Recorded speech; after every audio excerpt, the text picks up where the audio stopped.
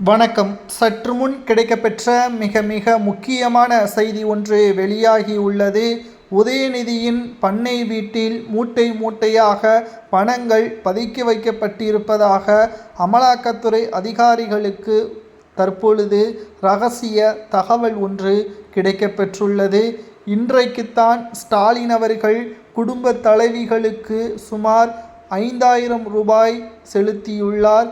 1,31,00,000 குடும்ப தலைவிகளுக்கு 5,000 ரூபாய் கொடுத்துள்ள நிலையில், விஜய் அவர்களது அரசியல் வருகையால் பெண்களது ஓட்டுக்கள் திமுகவிற்கு விழாமல் போய்விடுமோ என்ற ஒரு அச்சத்தின் காரணமாக இந்த முடிவை ஸ்டாலின் அவர்கள் இரவோடு இரவாக எடுத்துள்ளார்.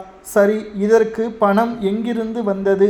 தமிழ்நாட்டில் தற்பொழுது மத்திய அரசு பணங்கள் ஒதுக்கீடு செய்ய முடியாத நிலை ஏற்பட்டுள்ளது என்று சட்டசபையில் ஸ்டாலின் அவர்கள் பேசியிருந்தார். ஆனால் 1,31,00,000 குடும்ப தலைவிகளுக்கு இரவோடு இரவாக எப்படி பணம் கொடுக்கப்பட்டது? கஜானாவில் பணம் இல்லை என்று திமுக தெரிவித்த நிலையில் இப்பேற்பட்ட பல கோடிகள் எப்படி செலுத்தப்பட்டது?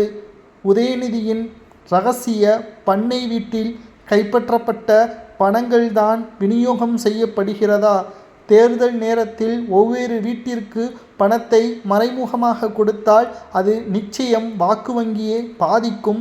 இப்பொழுது இருக்கக்கூடிய இளம் தலைமுறையினர்கள் திமுகவிற்கு எதிராகவே செயல்படுவார்கள் என்ற காரணத்தினால் அபிஷியலாக வரவேற்கக்கூடிய ஒரு திட்டமாக 5,000 ரூபாய் செலுத்தி மக்களின் ஆதரவை பெறுவதற்கு ஸ்டாலின் அவர்கள் இத்தகைய ஏற்பாடுகளை செய்திருப்பதாகவும் தகவல்கள் கிடைக்கப்பெற்றுள்ளது.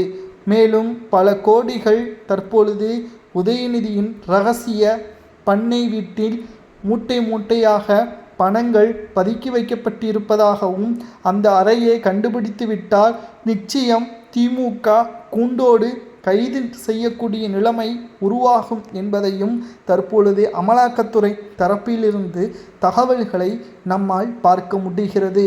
சுமார் 60,000 கோடி வரைக்கும் முதற்கட்ட தகவலின் அடிப்படையில் பணங்கள் உதயநிதியிடம் மட்டும் பதுக்கி வைக்கப்பட்டிருப்பதாகவும், இன்னும் பல அமைச்சர்களது பண்ணை வீடு, அலுவலகங்கள், உதவியாளர்கள், பினாமிகள் என்று சொல்லிக்கொண்டே போகலாம்.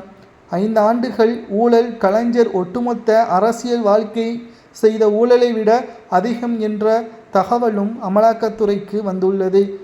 உதயநிதியின் பண்ணை வீட்டை அமலாக்கத்துறை கைப்பற்றி பணங்கள் கைப்பற்றப்பட்டால் என்ன தண்டனை கொடுக்கலாம்?